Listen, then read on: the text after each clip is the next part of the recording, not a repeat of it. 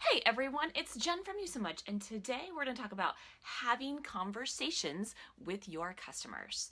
So one of the things that I always say is that if you're selling something, you need to be having a conversation, right? You need to be actually talking to your customer.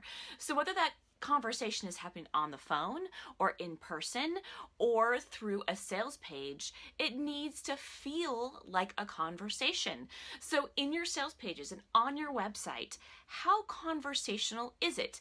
Does it sound like something that you would actually say out loud to somebody if you were sitting with them over a cup of coffee or over happy hour or at a party? Because that is what will make your customers really relate with you, is if you're talking to them like a human being, if you're showing them love and attention like you would if you're just meeting somebody at a party.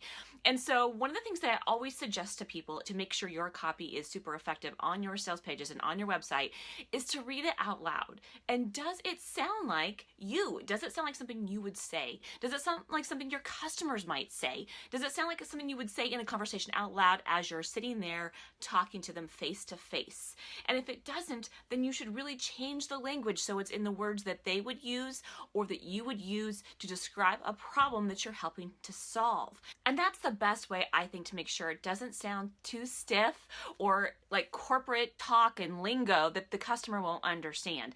It's the absolute best way to make sure that your sales pages are really understood by your customers is to make it conversational.